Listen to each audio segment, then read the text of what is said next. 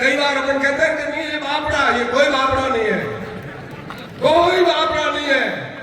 देखो एक अपने को मारवाड़ी में कहावत है कि तू मेरी जड़, तू मेरी जड़ हो ले पूरो चट्टो पूरो खाखलो खारो जैन है।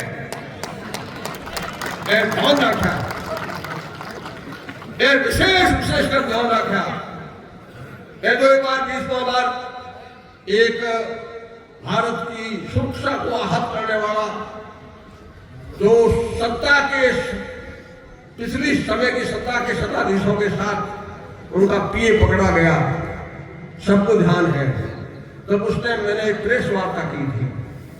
उस प्रेस वार्ता में मैंने कहा कि ये मदरसों में अब लगभग सभी मदरसों में आतंकवाद सिखाया जाता है। सभी मदरसों में वो सिर्फ और सिर्फ आतंकवाद, जिसमें जब वो आतंकवाद में जनमानस को देश को क्षति करने का काम करते हैं तो उसमें ये गौ माता की हत्या करना भी उनके अंदर करते हैं। ये ध्यान रखना, ये खाली ऐसे नहीं है, ये जो टोपी पहन के घूम रहे हैं उसमें ये सब करते हैं। आप लोग कहना नहीं ये नहीं वो ऐसा वो ऐसा। तब मेरे को कई लोगों ने कहा कि आपने बहुत गलत कह दिया। सबको कैसे कहा? और मुझे उस भगवती पे माँ भारती पे अटूट विश्वास है। 15 दिन 20 दिन बाद में इन लोगों ने हमारे पूज्य संत आदरणीय हमारे एमएलए प्रताप जी के बारे में कुछ गलत टिप्पणी की। जिसने गलत टिप्पणी की उसको पकड़ के थाने में अरेस्ट किया। तो उसके विरोध में लगभग 250 इस आतंकवादियों ने थाने पर अटैक किया, पथराव किया। उसको आप क्या कहोगे? वो मेरी बात 100% साबित हो गई। अब रही भाई थोड़ी सी पीछे कसर के लिए, आपने सबने देखा बासनपी में उस सत्रियों के निर्माण में पूरा गांव इकट्ठा होकर निर्माण करने वाले अपने लोगों पे अटैक किया। तो ये लोग क्या है? आतंकवादी नहीं है तो उसको क्या कहोगे? आप क्या कहोगे? इसलिए पूरा का पूरा संप्रदाय, हालांकि मैं आपको गारंटी के साथ कह रहा हूं कि इनके मिटने का समय आ गया। इनके कुरान शरीफ में लिखा है, ये ध्यान रखना, ये हकीकत कह रहा हूं मैं आपको। और ये जाएंगे उससे पहले कई लोगों को कुछ लेके अधर्म करके कुकर्म करके फिर साथ चलते हैं, 24 घंटा साथ रहते हैं। हम और शांत सिंह जी कल बैठे देखा कि अपनी एक ऐसी पोस्ट तैयार करें। मैंने शांत जी से हाथ जोड़ के निवेदन किया कि अपने लोग ही इनके साथ नहीं मिले तो फोर्स की जरूरत नहीं है। मैं आपको गारंटी के साथ कहता हूँ कि साथ नहीं मिला सकते, क्योंकि अपने लोग ही साथ हैं। अपने लोग साथ हैं तब ऐसा करते ये कहीं अपने नियति में खोट होती है, तब जाके ऐसा कहता था कि इनकी हिम्मत नहीं है। क्योंकि सब समर्पण करने वाले लोग हैं, अपने भारतीय में अटूट विश्वास करते हैं। इस गौ माता के लिए मेरे भाई खेताराम जी ने आपको उदाहरण दिए हैं। जो बाबू जी ने, पनराज जी ने, तेजा जी ने, असंख्य ऐसे उदाहरण है जो गौ रक्षा के लिए अपना शीश दिया है। तो जो गौ रक्षा के लिए शीश देते हैं ना, तो इस गो आचारों से तो अपन कहीं दबने वाले है ही नहीं, पर अपन कहीं मिलकर ऐसा कृत्य करा देते हैं। ये अच्छा नहीं है। ये अपने धर्म को भ्रष्ट करने के लिए, धर्म की अवहेलना करने के लिए ऐसे करते हैं। ये गाय को काट के कई लोगों को खिलाने का काम करते हैं। इसलिए मेरा आप सबसे करबद्ध निवेदन है कि इन लोगों से किनारा कर लो। मैं गारंटी के साथ कह रहा हूँ कल आप रास्ते पे आ जाएंगे। आप लोग इनका समर्थन करना बंद कर दो, आप इनके साथ मिलना बंद कर दो। संपूर्ण मुस्लिम समाज की भक्ति में, विधर्मियों की भक्ति में गाय के कान काट के टाके में डालकर वो पानी आप लोगों को पिलाया जाता है। इनकी नियत में अपना धर्म भ्रष्ट करने का कृत्य है। तभी मैं लोगों के हाथ का पानी नहीं पीता हूँ। कई लोग कहते हैं आप ऐसा क्यों करते हो? क्योंकि ये विधर्मी है, कुकर्मी है। कई बार मैंने आपको कहा, तब सब लोगों ने कहा कि आप ऐसा कौन गलत बोल रहे हो। ऐसा नहीं है, ऐसा ही है।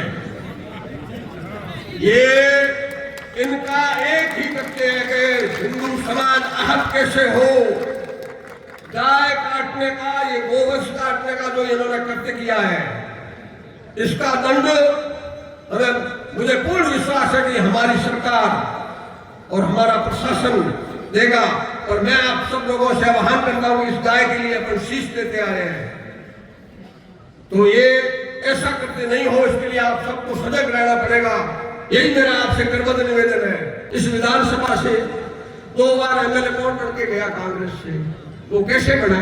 खाली इन नियों की वजह से बना? कौन है साथ उसके?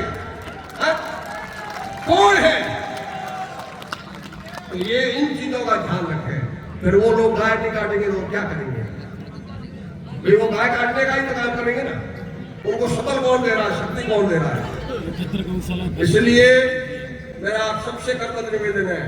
और इसके साथ साथ मेरा हमारे लोकप्रिय मुख्यमंत्री माननीय भजन लाल जी शर्मा से निवेदन है।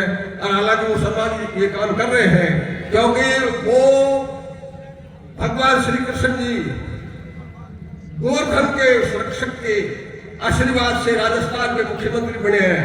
तो मैं उनसे निवेदन करता हूं कि उन्होंने भगवान श्री कृष्ण ने गोवर्धन पर्वत को गाय की रक्षा के लिए अपने अंगुली में उठाया था, जिसकी आज लाखों हजारों की तादाद में, लाखों की तादाद में वहां गिरिराज जी की परिक्रमा करने जाते हैं। तो उनसे निवेदन कर रहा हूं कि अपने इस पाठ्यक्रम में पहली कक्षा से गो केमिस्ट्री एक किताब में एक पाठ्यक्रम होना चाहिए कि गाय क्या है।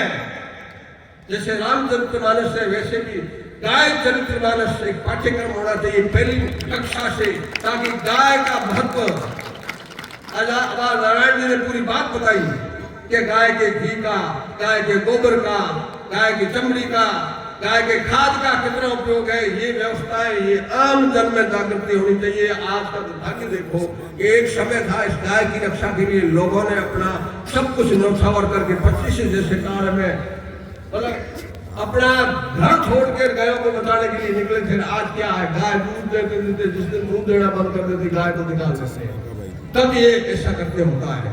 उस गाय का रखवाड़ा साफ हो तो मजाल है, कोई सामने देख ले। नींद नहीं हो रही जो व्यवस्था है हो जाया करें। ये वास्ते मारो आप सबको करबद्ध निवेदन है कि आप लोग सजग हो जाओ। ए लुकन कौम को चलनी थी मरदा है तो एयरपोर्ट सोनो दे कोने ध्यान रखा सिर्फ और सिर्फ आप लोग साथ साथ करना हर धोरी अकल गाड़ी ए अकल मत कढ़ाया है। मारो निवेदन है आज आप सब आया हो तो ये गाय की रक्षा रहे, गाय की सुरक्षा रहे वास्ते, गाय माता की सुरक्षा रहे वास्ते संकल्प ले रहे जाओ ना कि गाय ने सामने देखना हो में छोड़ोला कोनी, क्योंकि अपने पूर्वजों ये गाय न बचाने वास्ते आप सिद्ध दियो है।